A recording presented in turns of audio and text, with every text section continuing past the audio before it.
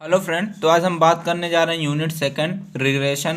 तो आइए बात करते हैं रिग्रेशन होता क्या है। तो पहले एग्जांपल से थोड़ा समझते हैं रिग्रेशन होता क्या है। कि रिग्रेशन उसको बोलते हैं फ्रेंड्स, मान लीजिए कि हमारा हमने बोल दिया x इज इक्वल टू, लिख दिया 2y लिख दिया। ठीक है, अब हमने 2 का जो वैल्यू दे दिया है, ये हमने बोल दिया कि y इज इक्वल टू आपको रखना है 5 रखना है। ठीक है, तो हम क्या करेंगे, इसको सॉल्व कैसे करेंगे। x is equal to 2 multiply कर देंगे 5 कर देंगे, तो x इज इक्वल टू हमारा कितना कितना आ जाएगा, 10 आ जाएगा। तो हमें क्या किया कि हमने जो x की वैल्यू, ठीक है, हमें सॉरी y की वैल्यू हमें पता है। ठीक है, तो हम क्या करेंगे, y की हेल्प से हम x को फाइंड आउट कर लेंगे। तो वही तो हमारा रिग्रेशन होता है। ठीक है, तो रिग्रेशन क्या होता है कि इसमें हमारी एक नोन वैल्यू दी रहती है, नोन वैल्यू के हेल्प से हम क्या करते हैं, अननोन वैल्यू को फाइंड आउट कर लेते हैं, उसी को बोलते हैं हम रिग्रेशन बोलते हैं। तो यहाँ पे जो हमारा अननोन वैल्यू है, ये हमारा अननोन वैल्यू है, हमारा क्या x है, और नोन वैल्यू हमारा यहाँ पे क्या है, y है। क्योंकि y का वैल्यू हमें यहाँ पे दिया गया 5, लेकिन x का वैल्यू हमें पता नहीं, तो हमें x फाइंड आउट करना है। तो हम क्या करेंगे, इस तरह सॉल्व कर देंगे तो हमारा निकल के आ जाएगा x की वैल्यू। इसी को हम बोलते हैं रिग्रेशन। आई होप आपको कॉन्सेप्ट क्लियर हो गया होगा। तो यहाँ पे regression analysis is the process. तो रिग्रेशन एनालिसिस एक ऐसी प्रोसेस है टू कैलकुलेट, जिसमें हम कैलकुलेट करते हैं the unknown value of one variables from the known value of the other variable. तो इसमें जो हमारा नोन जो वेरिएबल्स दिया रहेगा, इसके हेल्प से क्या करेंगे हम, अननोन जो वेरिएबल्स अननोन वैल्यू है, इसको हम फाइंड आउट कर सकते हैं, उसको बोलते हैं रिग्रेशन। तो यहाँ पे एग्जांपल लिखा गया कि हमारा जो y is equal to a plus b x दिया गया है। तो मान लीजिए हमने x का जो वैल्यू यहाँ पे दे दिया है, x का वैल्यू मान लीजिए हमने यहाँ पे 2 रख दिया है। ठीक है, तो इसको फाइंड आउट करेंगे। तो यहाँ पे आप जान लीजिए कि यहाँ पे जो y है, y डिपेंड कर रहा है किस पे, x पे, क्योंकि x की वैल्यू दी गई है। तो इसको हम बोल देंगे इनडिपेंडेंट वैल्यू बोल देंगे। तो इसको हम क्या बोल देंगे, डिपेंडेंट वैल्यू बोल देंगे। जो हमारा अननोन वैल्यू होता है, इसको हम बोलते हैं डिपेंडेंट वैल्यू। तो यहाँ पे मैंने लिख दिया, आप इसको लिख सकते हैं कि जो हमारा अननोन वैल्यू दी रहती है, इसको हम बोलते हैं डिपेंडेंट वैल्यू, और जो हमारा नॉन वैल्यू रहती है, इसको बोलते हैं इनडिपेंडेंट वैल्यू बोलते हैं। ठीक है, तो आप इस तरह इसको फाइंड आउट कर सकते हैं। जो मैंने एग्जांपल बताया यहाँ पे लिखा गया है, आपको और एग्जांपल से समझा देते हैं। तो यहाँ पे मान लीजिए कि समझा देते हैं एडवर्टाइजमेंट, यहाँ पे लिखा गया, हमने ऐड लिख दिए हैं, यहाँ पे लिख दिया सेल। ठीक है, तो मान लीजिए हमने 50 ऐड किए तो 70 सेल हुए। यहाँ पे क्या किया कि 20 एडवर्टाइजमेंट किया तो 50 सेल हुए। तो यहाँ पे 30 एडवर्टाइजमेंट किया तो हमने हुआ 55 सेल हुए। ठीक है, अब हमने यहाँ पे किया 40 एडवर्टाइजमेंट किया, लेकिन सेल अब हमें पता नहीं है। ठीक है, तो यहाँ पे ये हमारा क्या होगा, यक्स हो गया, ये हमारा y हो गया। तो अब x की वैल्यू हमें 40 पता है, लेकिन y की वैल्यू जो हमें पता नहीं है, इसको फाइंड आउट करना आपको। तो यहाँ पे x से डिपेंड y जो है, y डिपेंड कर रहा है x पे। ठीक है, तो इसका जो फार्मूला हो जाएगा, आपको फार्मूला इसका मिल जाएगा, y इज इक्वल टू हो जाएगा a प्लस बी एक्स। तो यहाँ पे आप क्या करेंगे, जो x का वैल्यू हमें पता है, पता क्या है, a प्लस बी एक्स की वैल्यू कितनी है, 40 रख देंगे। तो हमारा y इक्वल टू आ जाएगा a प्लस 40b, ए हमारा निकल के आ जाएगा आंसर। ठीक है, इस तरह आप इसको फाइंड आउट कर सकते हैं। तो यही हमारा है रिग्रेशन। आई होप आपको कॉन्सेप्ट क्लियर हो गया होगा। अब बात करते हैं इसके एप्लीकेशन, आखिर यूज़ क्यों करते हैं। थोड़ा और आपको इसमें थोड़ा कॉन्सेप्ट बता देते हैं। रिग्रेशन जब आप को रिलेशन पढ़ रहे थे, को रिलेशन में क्या करते थे कि कितना रिलेशन है, इसको हम देखते थे। y और जो x दिया रहता है, इन दोनों के बीच कितना रिलेशन है, उसको हम बोलते थे को रिलेशन। लेकिन जो हमारा रिग्रेशन होता है, रिग्रेशन में कैसा रिलेशन है वो, ठीक है, अगर हम x की वैल्यू चेंज करें तो y पे क्या प्रभाव पड़ रहा है। ठीक है, तो इसमें कैसा रिलेशन, इसको हम देखते हैं, इसको हम बोलते हैं रिग्रेशन। ठीक है, अब आपका फुल कॉन्सेप्ट क्लियर हो गया होगा। आप वीडियो को बस लास्ट तक देखते रहिए। अगर ज़िंदगी में कुछ सीखना है तो सब्र करना सीखिए। सब्र करने से आपको जो चीज़ें चाहते हैं आपको वो मिल जाती है। ठीक है, तो आइए बात करते हैं एप्लीकेशन ऑफ रिग्रेशन एनालिसिस। पहला इसमें जो हमारा एप्लीकेशन दिया गया है, इसमें जो हमारा इसके हेल्प से हमारे जो डिफरेंट वेरिएबल्स दिए रहते हैं उसके रिलेशनशिप को हम फाइंड आउट कर सकते हैं, पता कर सकते हैं। और इसमें क्या कर सकते हैं, जो हमारा इंडिपेंडेंट वेरिएबल्स दिए रहते हैं, इंडिपेंडेंट का मतलब हमने जो नॉन वेरिएबल्स दिए रहते हैं, ठीक है, इसके हेल्प से हम अननोन वाले को फाइंड आउट कर सकते हैं, ठीक है। तो यहाँ पे लिखा गया है। और इससे क्या कर सकते हैं हम, जो कोएफिशिएंट ऑफ कोरिलेशन है उसको भी फाइंड आउट कर सकते हैं। और इसका जो ज़्यादातर यूज़फुल जो है, जो स्टैटिकल कर्व होते हैं उसको डिटरमाइन करने के लिए हम यूज़ करते हैं। आगे बात करते हैं रिग्रेशन लाइन। तो रिग्रेशन लाइन जानने से पहले आपसे रिक्वेस्ट है, चैनल को सब्सक्राइब कर दीजिए। एक ऑनलाइन टीचर बस आपसे उम्मीद रखता है कि आप चैनल को सब्सक्राइब और लाइक कर दीजिए। तो आइए जानते हैं रिग्रेशन लाइन क्या होती है। तो रिग्रेशन लाइन फ्रेंड उसको बोलते हैं कि जब हम टू वेरिएबल्स के रिलेशनशिप को दो वेरिएबल्स के बीच कैसा रिलेशन है उसको डिस्क्राइब करने के लिए हम जिसका यूज़ करते हैं उसको बोलते हैं रिग्रेशन लाइन, ठीक है। तो these line describe the relation between two variables. तो हमारा मान लीजिए एक वेरिएबल्स यहाँ पे दिया गया है यक्स, एक दिया गया है वाई। तो इन दोनों के बीच जो रिलेशन है, तो इन दोनों के बीच रिलेशन को जानने के लिए हम एक लाइन ड्रॉ करते हैं, ठीक है। इसी को हम बोलते हैं रिग्रेशन लाइन बोलते हैं, ठीक है। तो यहाँ पे देख लीजिए, यहाँ पे हमारा जो यक्स दिया गया है, यक्स हमारा होता है डिपेंडेंट, हमेशा हमारा जो ए वाला रहता है यक्स हमारा डिपेंडेंट रहता है, डिपेंडेंट वेरिएबल्स रहता है। हमारा वाई जो रहता है ये हमारा इंडिपेंडेंट वेरिएबल्स रहता है। इन दोनों के बीच क्या करते हैं कि एक हम स्ट्रेट लाइन खींचते हैं, ठीक है, स्ट्रेट लाइन खींचते हैं जिसके हेल्प से इन दोनों के बीच क्या रिलेशन है उसको हम क्या कर सकते हैं, फाइंड आउट कर सकते हैं, ठीक है। तो यहाँ पे रिग्रेशन लाइन जो होती है दो तरह से होती है। एक हमारा y ऑन x पे, मतलब y डिपेंड कर रहा है किस पे, x पे, और हमारा x डिपेंड कर रहा है y पे, ठीक है। तो आइए बात करते हैं रिग्रेशन इक्वेशन। तो रिग्रेशन इक्वेशन उसको बोलते हैं कि रिग्रेशन जो लाइन होती है उसको डिस्क्राइब करने के लिए जिस इक्वेशन का हम यूज़ करते हैं उसको हम बोलते हैं रिग्रेशन इक्वेशन। तो यहाँ पे पहला हमारा रिग्रेशन इक्वेशन आता है। पहले हम देखते हैं, यहाँ पे हमने देखा कि x ऑन y पे और y ऑन x पे। तो उसी तरह हम देखते हैं पहला x ऑन y, हमारा x जो डिपेंड कर रहा है y पे। तो इसका फार्मूला आपको हो जाएगा x equal to a plus b y. तो मैंने पहले ही आपको बता दिया, जब मैंने पहले अभी आपको रिग्रेशन पढ़ा रहा था तो आपको बताया, ठीक है। और तो इस तरह इसको आप डिस्क्राइब करके लिख सकते हैं। जो हमारा ए यहाँ पे दिया गया है, स्लोप दिया गया है, ठीक है। तो हमारा समीशन है x is equal to n a, n जो है यहाँ पे दिया गया नंबर ऑफ ऑब्जर्वेशन, तो आप इसको कहीं पेंसिल से लिख लीजिए, मैंने लिख लिया है, प्लस बी समीशन वाई। तो फिर इसको और तरीके से लिख सकते हैं, summation x y is equal to a summation y plus b summation y square, ठीक है। इसी तरह जैसे आप इसका किए हैं एक्स ऑन वाई पे, उसी तरह आपका एकदम सेम है, बस थोड़ा आपको जहाँ एक्स है तहाँ वाई लिखना है, ठीक है। अगर हमारा वाई डिपेंड करता है एक्स पे तो आपको इस तरह क्या करना है, इसको ऐसे लिख लेना है, सेम चीज़ें हैं।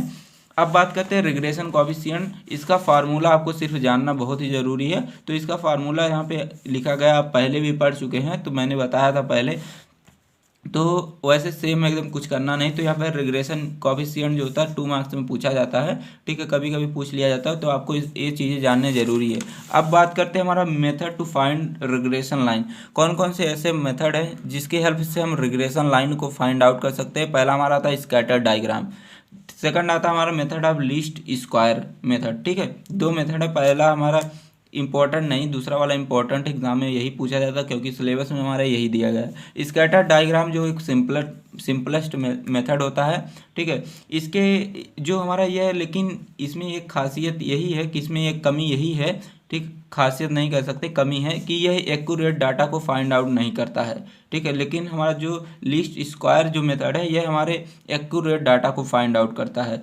यह जो होता है इसका यूज़ जो होता है कि जो दो हमारे जो वेरिएबल्स दिए रहते हैं उनके बीच जो रिलेशन है, तो वह क्या कॉज कर रहे हैं, क्या इफेक्ट है, इसको शो करने के लिए इसको हम यूज़ करते हैं, ठीक है। पहले इसमें कैसे कैसे हम करते हैं, ठीक है, स्कैटर डायग्राम की हेल्प से हम जो रिग्रेशन लाइन है कैसे फाइंड आउट करते हैं, इसका स्टेप पहला हमारा दिया गया है। इसमें हमारा क्या, जो हमारा डिपेंडेंट वेरिएबल, जो हमारा इंडिपेंडेंट जो वेरिएबल दिए रहते हैं, इसको फर्स्टली हम क्या करते हैं, फाइंड करते हैं, ठीक है। फाइंड करने के बाद जो हमारा यक्स वेरिएबल्स दिया रहता है उसको, सॉरी, जो हमारा वैल्यू दिया रहता है ठीक है, जो हमारे इंडिपेंडेंट जो वेरिएबल्स हैं, ठीक है, उसको हम एक्सिस पे रखते हैं, जो हमारा डिपेंडेंट वेरिएबल्स है उसको हम वाई एक्सिस पे रखते हैं। ठीक है, फिर इसको रखने के बाद क्या करते हैं, हम एक स्ट्रेट लाइन ड्रॉ करते हैं। ठीक है, तो आइए देखते हैं कैसे करते हैं। तो यहाँ पे देख लीजिए हमने लिख लिया वाई और एक्स। ठीक है, वाई पे हमने लिखा जो डिपेंडेंट वेरिएबल्स हैं। ठीक है, यहाँ पे लिखा गया है वाई पे हम क्या कर लिए, डिपेंडेंट वेरिएबल्स को रख लिए, और एक्स पे हमारा इंडिपेंडेंट वेरिएबल लिख लिए। तो यहाँ पे हमारा दिया गया है, तो हमारा क्या कर रहा है, वाई डिपेंड कर रहा है किस पे, एक्स पे डिपेंड कर रहा है। तो हम क्या करेंगे, तो इस तरह लिखने के बाद अब इन दोनों को देखेंगे, तो इसको और इसको देखेंगे ये कहाँ पे मिल रहे हैं, तो जहाँ पे मिलेंगे यहाँ पे हम एक ऐसे बना देते हैं। ठीक है, अब इसको और इसको देखेंगे कहाँ पे मिल रहा है, तो यहाँ पे। ठीक है, तो इसको और इसको देखेंगे कहाँ पे हो रहा है, तो ऐसे क्या करेंगे, फिर एक लाइन फर्स्ट वाले को और लास्ट वाले दोनों को मिला देंगे, तो जिसको हम बोलते हैं लाइन ऑफ बेस्ट फिट बोलते हैं। ठीक है, तो एक लाइन ड्रा कर देते, तो यहाँ पे देख लीजिए जो इस बेस्ट ऑफ फिट लाइन से जो थोड़ा थोड़ा देखिए यहाँ पे दूरी दूरी पे वैल्यू हमारा यहाँ पे है, तो इसी को बोलते हैं हम स्कैटर डायग्राम। स्कैटर का मतलब होता है फैला हुआ। तो ये हमारा y इज इक्वल टू हमारा y ऑन x पे, मतलब y डिपेंड है x पे, तो इसका फार्मूला हो जाएगा y is equal to a plus b x. तो आपको पहले मैंने बताया, और इसी तरह जैसे इसका किए आप इसका भी ऐसे कर सकते हैं। ठीक है, तो आगे आइए देखते हैं method of least square method. ठीक है, यह इम्पॉर्टेंट है, यह थोड़ा लिटिल कॉम्प्लिकेटेड मेथड होता है यह, लेकिन यह इसमें सबसे बड़ी खासियत है कि यह एक्यूरेट डाटा को फाइंड आउट करता है। जो हमारा रिग्रेशन जो लाइन है उसमें जो डाटा दिया रहता है उसको एक्यूरेट डाटा को फाइंड आउट करता है। तो यहाँ पे लिखा है it is little complicated but accurate method to find out the regression equation. जो रिग्रेशन इक्वेशन दी रहती है उसको फाइंड आउट करने के लिए हम यूज़ करते हैं।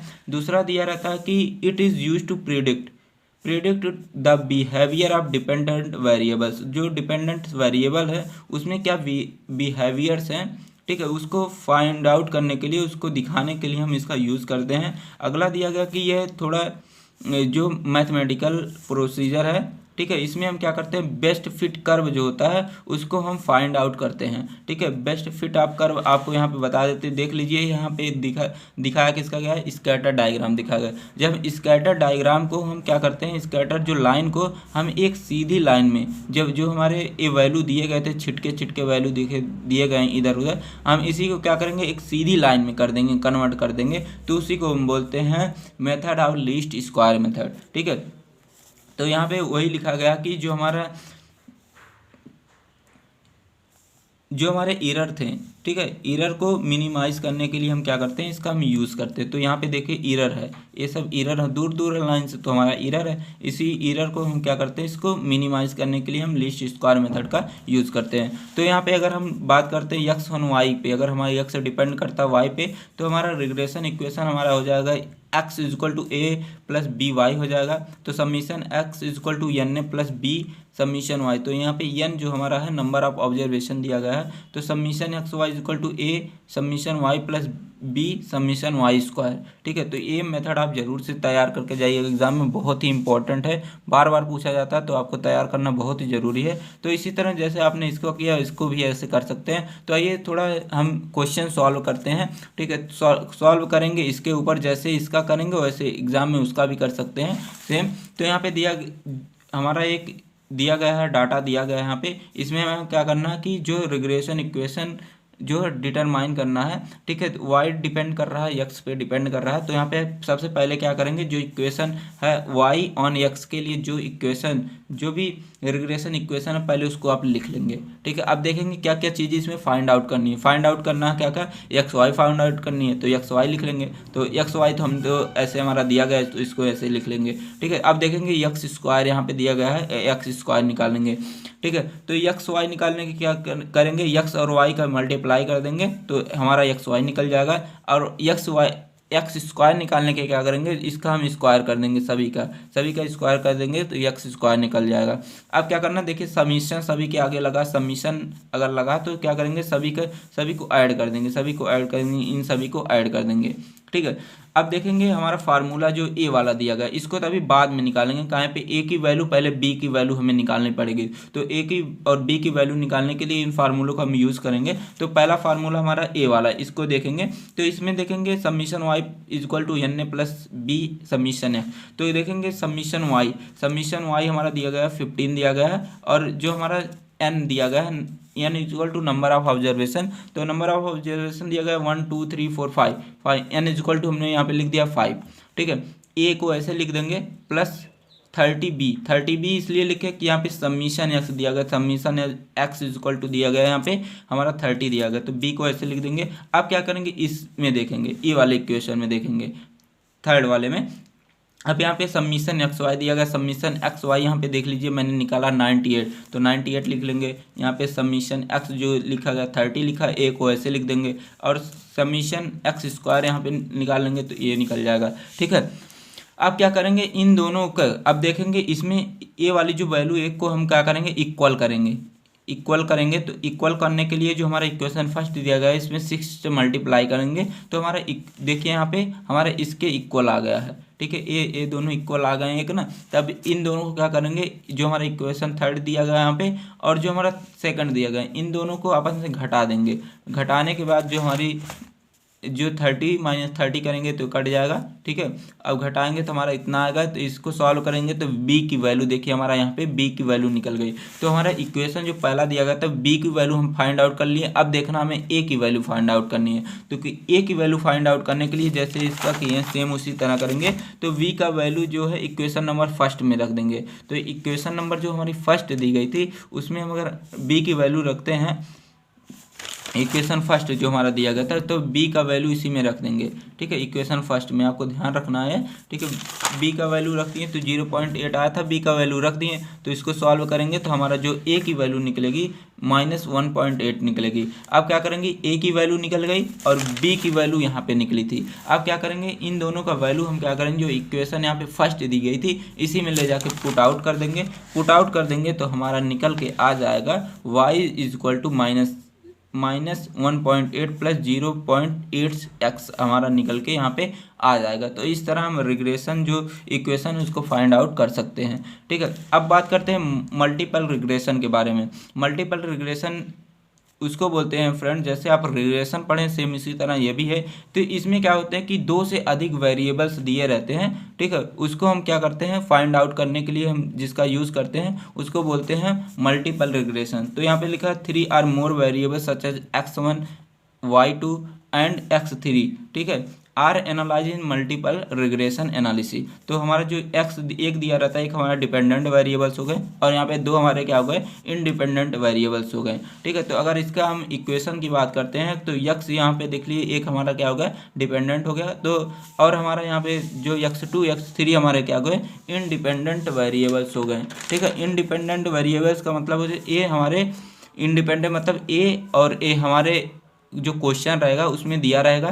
इन दोनों के हेल्प से हम जो डिपेंडेंट वेरिएबल है इसको फाइंड आउट कर सकते हैं। देखिए एग्जाम में जो मल्टीपल रिग्रेशन आता है ये 2 मार्क्स में ही पूछा जाता है, ज़्यादा इसमें कुछ पूछा नहीं जाता है। ठीक है, तो आप यहाँ पे 2 मार्क्स के लिए इतना कर सकते हैं। अब बात करते हैं स्टैंडर्ड एरर ऑफ रिग्रेशन, यह भी हमारा 2 मार्क्स में पूछता है। ठीक है, तो इसके समझते हैं। जो स्कैटर डायग्राम आप पढ़े हैं, जो हमारा बेस्ट ऑफ फिटिंग जो कर लाइन है, ठीक है, इससे जो हमारा रिग्रेशन लाइन है इससे कितना डिस्टेंस पे ये हमारी जो वैल्यू है, ठीक है, ये हमारी मान लीजिए रिग्रेशन जो लाइन है, बेस्ट ऑफ फिट लाइन है, इससे कितने दूर पे हमारे कितने डिस्टेंस पे ये हमारी सभी वैल्यू दी गई हैं, उसी को हम बोलते हैं स्टैंडर्ड एरर ऑफ रिग्रेशन। तो यहाँ पे स्टैंडर्ड एरर ऑफ जो रिग्रेशन है इसको हम दूसरे नाम से जानते हैं, स्टैंडर्ड एरर ऑफ एस्टीमेट भी बोलते हैं। ठीक है, इसमें क्या करते हैं, it represent the average distance that the observe value fall from the regression line. तो रिग्रेशन लाइन से कितने डिस्टेंस पे हमारी जो वैल्यू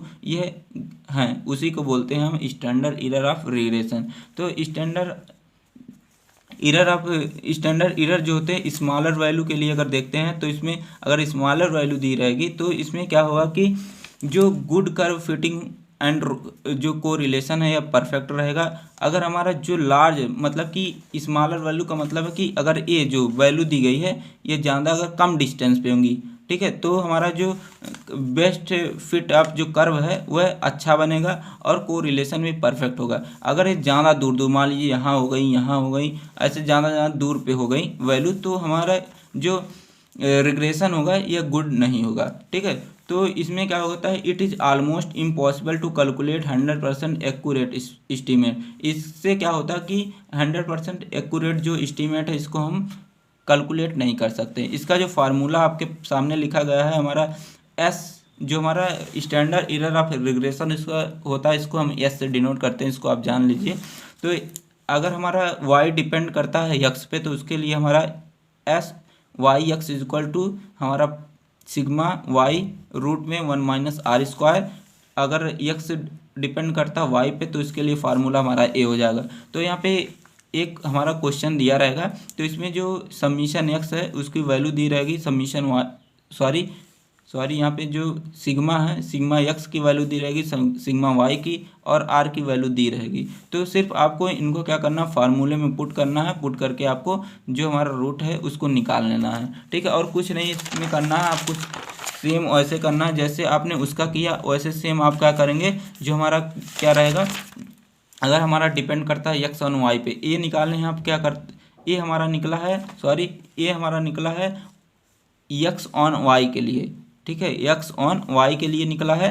अब देखते हैं वाई ऑन एक्स के लिए, तो इसके अगले पेज पे मैंने लिखा है एक्स ऑन वाई के लिए, सेम जैसे आप उसको फाइंड आउट किए हैं वैसे सेम इसको भी फाइंड आउट कर लेंगे, ठीक है। तो आपका जो हमारा जो हमारा आंसर आएगा, ये हमारा आ जाएगा एस एक्स वाई के लिए, ये हमारा आंसर आ जाएगा हमारा एस वाई एक्स के लिए, ठीक है। तो इस तरह इसको आप फाइंड आउट कर सकते हैं। आपको वीडियो कैसे लगे कमेंट बॉक्स में जरूर से बताइएगा, और चैनल पे नए तो प्लीज़ चैनल को सब्सक्राइब करके ही जाइएगा। Thanks for watching.